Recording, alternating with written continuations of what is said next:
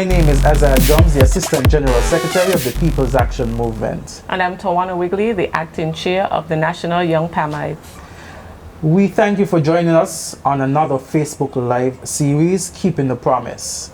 And we have a very interesting show for you today. In fact, we have a very interesting guest.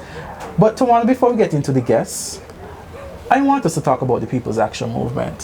When you think about the People's Action Movement, what comes to your mind? You know, the first thing that always comes to mind is basically what they did back then for us as women.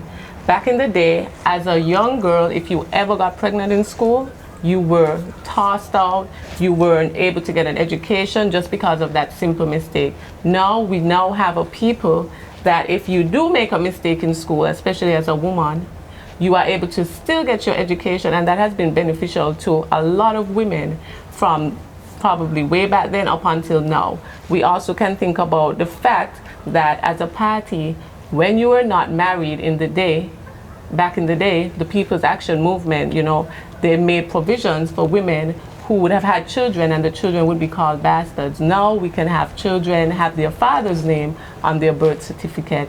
We have the SELF program, we also have the school meals, which is still really a big thing now. When I think about the People's Action Movement, I think about an independent St. Kitts and Nevis, the first Prime Minister. I think about a booming tourism industry. I think about Port Zante. I think about the access to the Southeast Peninsula that has afforded us this booming tourism industry. I think about the establishment of the CBI program, which we benefit up to today from the funds. Yes. So when I think about the People's Action Movement, it's all about positive energy, positive vibes, good things. And we have a very special guest here with us, and I want to introduce that guest when we come back on the series.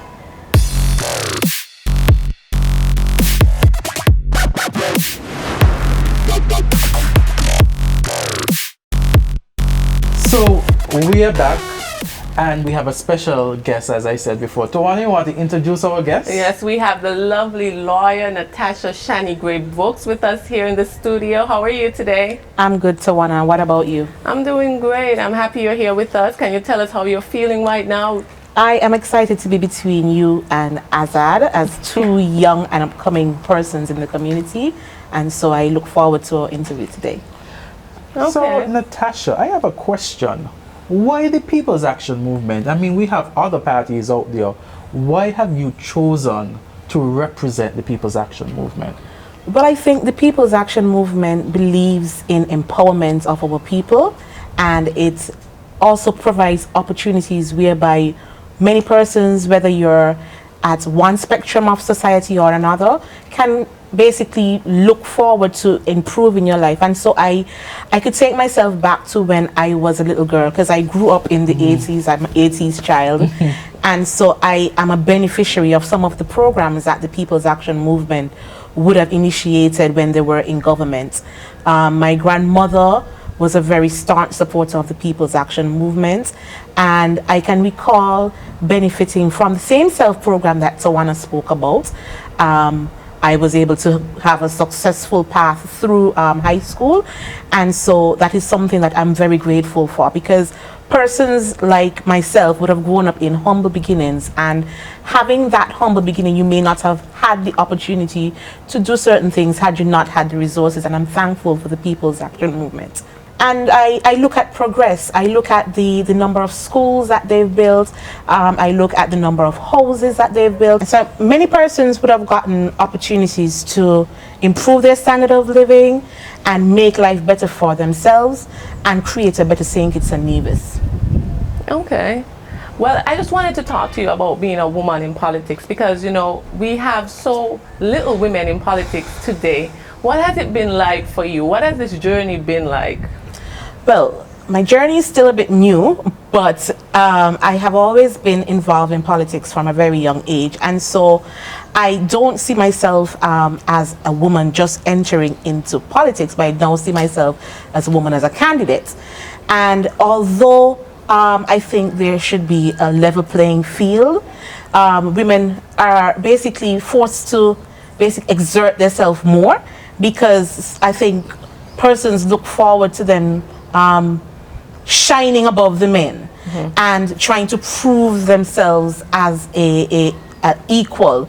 Although I think my counterparts and my male counterparts do a very good job in terms of representing the society and representing their constituents here in St. Kitts and Nevis, I think I can bring some level of equality in terms of being able to see things from a different perspective, being able to put a more softer side to things. Not saying that men are harsh, but this would now give me an opportunity to be able to give my contribution in terms of improving St. Kitts and Nevis, putting policies in place which would not just benefit myself but benefit the families throughout the different constituencies. And so I look forward to ensuring that more women are empowered, more women get the opportunity to be able to give their input in terms of what happens here in St. Kitts and Nevis. And I am excited.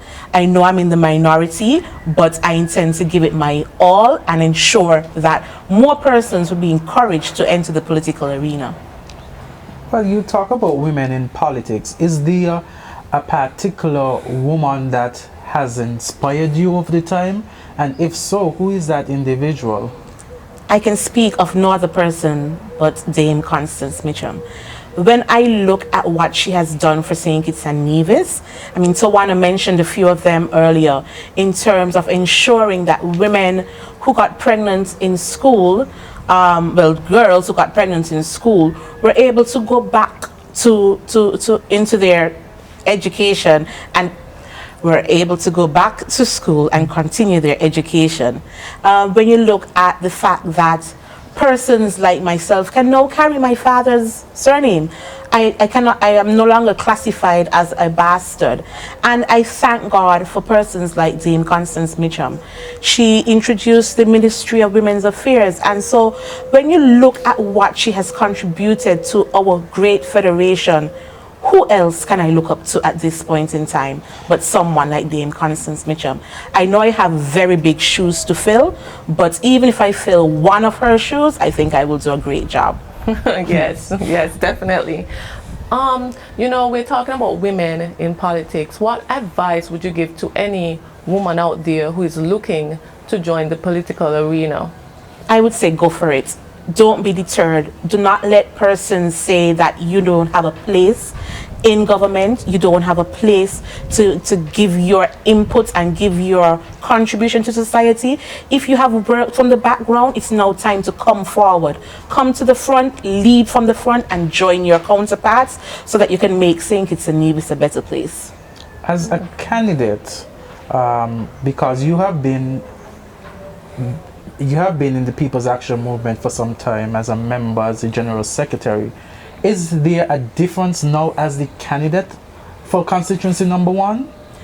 I think the pressure I'm now feeling is a little bit more than what it was before, because persons now look to me similar to how they look to my colleagues. And so sometimes I get questions in terms of opportunities that should be available for constituents, whether it be housing, jobs, or anything else that I can assist them with. And so I am now not just doing my normal civic duty. I now have a duty to my constituents, whether I'm elected or not, to assist them. I now have that further that added responsibility, and I don't mind at all, because I think being a people-centered person, I always ensure that I can do what I can do. I can do all that I can to assist persons. And so even though the pressure is on, I'm up for it. I look forward to ensuring that persons can get a better life. I look forward to empowering them. In fact, there are a few plans that I have in place for constituency number 1, and I am going to make sure that before I get into government, I implement some of them, and after I get into government, I will do so as well, because I want to ensure that we have stronger families in constituency number 1. Constituency number 1 is a constituency that is a diverse constituency. We have persons from different backgrounds, and so I want to be able to give persons opportunities to showcase their skills and talents. And so I'm excited, very, very excited. I know that I'm going to have a lot on my plate in terms of trying to balance my work, my family, but all in all, I have the people of East Basque at heart. I have the People's Action Movement at heart. And once I have that in mind, I think I can accomplish anything. What are some qualities that you possess that makes you an ideal candidate? Well, one of the things that I would start is being someone who can speak to anybody from all walks of life.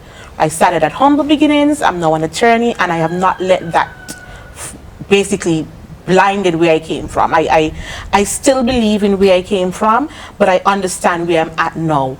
I am a people-centered person. I always ensure that I do what I can to make sure that people feel welcomed, people feel important, people feel empowered.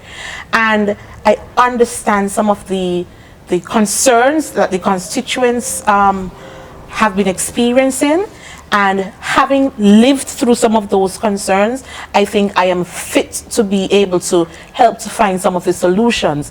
And even when I don't have all the solutions, I'm open to suggestions. I'm open to listening to persons. I'm open to having the necessary forums to give them the opportunity to put their suggestions forward. And I think when I put all those things together, we would have the best place in St. Kitts, which is East Basque here.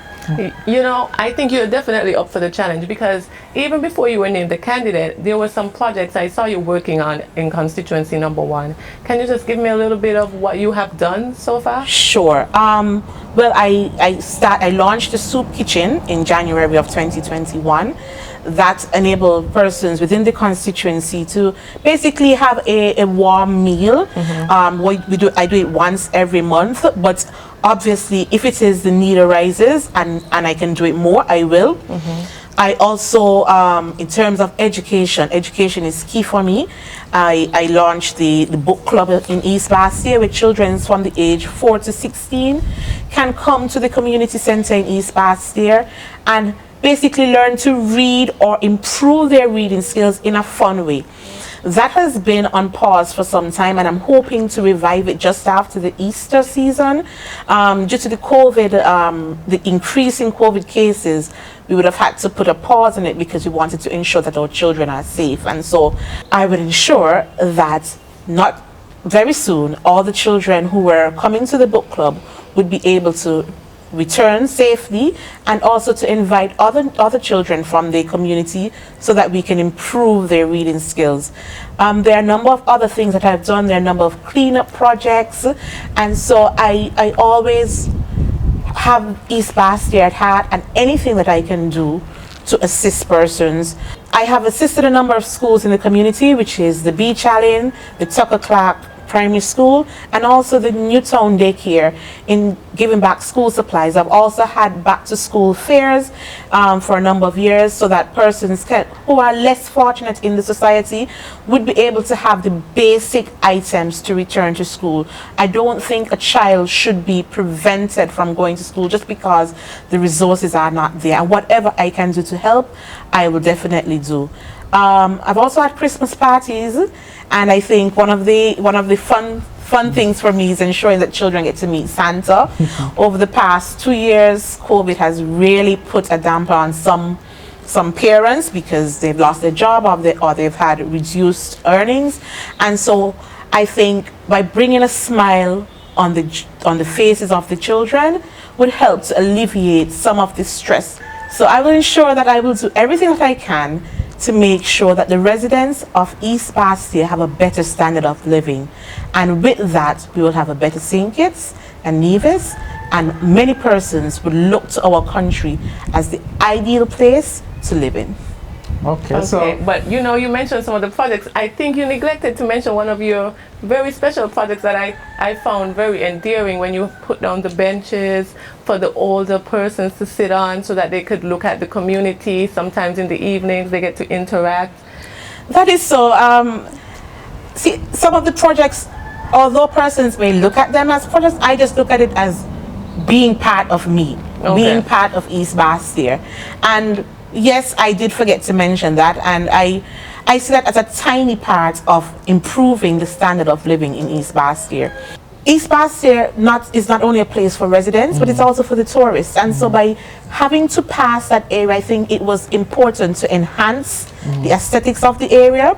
And I look forward to joining with persons in the government to ensure that not just other benches are installed, but the seawall is improved and the area is one that persons can go to and have a nice, comfortable, relaxing atmosphere. And I look forward to having that even implemented before I win the seat in constituency number 1. Yes. Awesome. So, Natasha, convention is coming up. Convention 2022, keeping the promise. How are you feeling?